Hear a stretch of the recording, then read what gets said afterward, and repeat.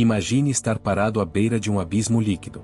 Atrás de você, 40 anos de deserto e morte. À sua frente, uma muralha de água furiosa e intransponível. E o pior, o homem que sabia abrir mares, está morto. Havia mais de 1 milhão de pessoas presas entre a enchente e a guerra. Sem barcos. Sem pontes. E com uma ordem divina que parecia suicídio: coloquem os pés na água. O que aconteceu naquele dia não foi apenas um milagre, foi o momento em que a física se curvou diante da fé. Mas há um detalhe nessa história, um segredo escondido no leito daquele rio, que muda tudo o que você sabe sobre coragem. Prepare-se, porque hoje vamos atravessar o impossível. O acampamento estava mergulhado em um silêncio pesado, quase sufocante. Durante 30 dias, o choro de uma nação inteira ecoou pelas planícies de Moabe. Moisés, o grande libertador, o amigo de Deus, o homem que desafiou o faraó, havia partido. Para o povo, era como se o sol tivesse se posto para nunca mais nascer. Eles se sentiam órfãos no meio do nada. Olhando para aquelas tendas, um homem sentia o peso do mundo cair sobre seus ombros. Josué. Ele não era um profeta de barba branca, ele era um general, um guerreiro. Mas agora, todos os olhos estavam voltados para ele. A pergunta que pairava no ar era cruel e silenciosa: será que ele consegue? Será que Deus fala com ele como falava com Moisés? Josué conhecia o tamanho do desafio. Ele sabia que do outro lado do rio Jordão não havia apenas terra fértil. Havia gigantes, cidades fortificadas e exércitos treinados para matar. E para piorar, ele tinha que liderar uma geração marcada por traumas e milagres passados. A dúvida tentava corroer seu coração, mas então, no silêncio de sua tenda, a voz que criou o universo quebrou o medo. Não foi um sussurro. Foi um comando de guerra. Deus disse a ele: Moisés, meu servo, é morto. Levanta-te, pois, agora, passa este Jordão. A promessa que veio a seguir foi o combustível que Josué precisava. Como fui com Moisés, assim serei contigo. Não te deixarei nem te desampararei. Esforça-te, e tem muito bom ânimo. A ordem era marchar. Mas havia um problema colossal. Era primavera. Para nós, isso soa como flores e brisa suave, mas naquela região, a primavera significava o degelo das montanhas do Líbano. O rio Jordão, que normalmente era calmo, transformava-se em uma besta selvagem, transbordando suas margens, arrastando árvores e pedras com uma correnteza mortal. Atravessar ali, com crianças, idosos e animais, era tecnicamente impossível. Eles estavam acampados em Sitim, a poucos quilômetros do rio. Do outro lado, a cidade de Jericó estava trancada, vigiando cada movimento dos hebreus. Josué sabia que Jericó era a chave. Se aquela cidade caísse, toda a terra de Canaã tremeria. Ele enviou espiões, e o relatório que trouxeram foi surpreendente. Os inimigos não estavam confiantes, eles estavam aterrorizados. O medo de Deus havia caído sobre eles. Eles tinham ouvido falar do Mar Vermelho, 40 anos antes. O pânico deles era o sinal de que a vitória estava pronta. Mas antes da guerra, havia água. Se você está gostando de mergulhar nessas histórias épicas e quer descobrir os segredos mais profundos da Bíblia, aproveita agora e se inscreve no canal. Tem muita história que a gente ainda vai desenterrar juntos. Josué deu a ordem. Mas não mandou construírem balsas. Ele mandou o povo se santificar. Limpem-se, tirem o pecado do meio de vocês, disse ele, porque amanhã o Senhor fará maravilhas. A estratégia não era militar, era espiritual. A instrução divina foi específica e aterrorizante. A Arca da Aliança, o objeto mais sagrado da terra, o trono de Deus no meio deles, deveria ir na frente. Não os soldados mais fortes, mas os sacerdotes carregando a arca. E aqui estava o teste final de fé: as águas não se abririam antes deles chegarem. Eles teriam que colocar os pés na água barrenta e furiosa primeiro.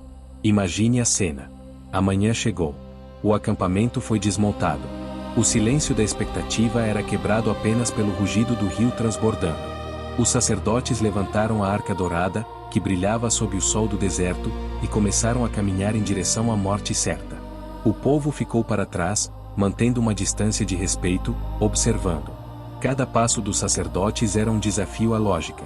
Eles se aproximaram da margem. A água espumava, violenta. Se eles hesitassem, o milagre não aconteceria. Mas eles não pararam. O primeiro sacerdote levantou o pé e o pousou na água. No exato momento em que as solas dos pés dos sacerdotes tocaram a correnteza, algo aconteceu quilômetros rio acima. Foi como se uma mão invisível e gigantesca tivesse descido do céu e represado o rio. A água parou. Ela começou a se amontoar, formando uma parede líquida, desafiando a gravidade, enquanto a água que estava abaixo escorria para o Mar Morto. De repente, o barulho ensurdecedor da correnteza cessou. O leito do rio, antes oculto e perigoso, apareceu. E secou. Os sacerdotes caminharam até o meio do leito seco e pararam ali, firmes, segurando a arca. Eles eram os pilares que seguravam a presença de Deus enquanto a nação inteira passava. Homens, mulheres, crianças, o gado, todos atravessaram a pé enxuto, olhando com assombro para aquele corredor aberto pelo próprio Criador. Não foi apenas uma travessia geográfica, foi uma travessia de identidade. Eles deixaram para trás o deserto e entraram na promessa. Quando o último israelita pisou na margem oeste, em solo de Canaã, Josué ordenou que 12 homens, um de cada tribo, voltassem ao meio do rio, onde os sacerdotes ainda estavam parados. Eles deveriam pegar 12 pedras do leito do rio. Pedras grandes, pesadas. Essas pedras seriam montadas como um monumento na nova terra. Por que pedras? Porque a memória humana é fraca. Josué disse: quando seus filhos perguntarem no futuro, que pedras são essas, vocês dirão: aqui, o Jordão parou diante da arca do Senhor. Aquele monte de pedras seria a prova física de que o Deus que abriu o Mar Vermelho era o mesmo Deus que agora estava com eles. Finalmente, os sacerdotes saíram do leito do rio. Assim que seus pés tocaram a terra seca da margem de Canaã, a barreira invisível se desfez. As águas represadas desceram com a fúria de uma inundação, cobrindo o leito novamente, rugindo como se nunca tivessem parado. Quem olhasse para trás, veria apenas o rio intransponível. O caminho de volta estava fechado. Agora, era vencer ou vencer. A notícia correu como fogo em palha seca. Os reis dos amorreus e dos cananeus, que já estavam com medo, sentiram o coração derreter. Não era apenas um exército invasor, era um povo guiado por um Deus que controlava os elementos. As muralhas de Jericó podiam ser altas, mas a moral de seus defensores estava no chão. Acampados em Gilgal, já dentro da terra prometida, algo profundo aconteceu. Eles celebraram a Páscoa. E naquele momento, Deus disse a Josué: hoje, removi de sobre vós a vergonha do Egito. Os anos de escravidão, a rejeição, a ideia de que eles eram um povo abandonado no deserto, tudo isso ficou para trás. Eles eram livres. Eles eram donos da terra. E no dia seguinte à Páscoa, aconteceu o último sinal de mudança.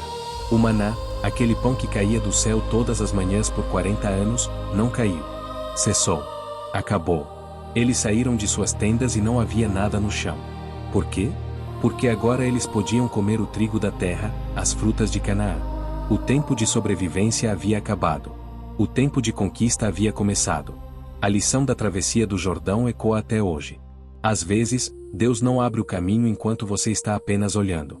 Ele espera que você molhe os pés. Ele espera que você dê o primeiro passo em direção ao impossível, confiando que ele vai segurar as águas.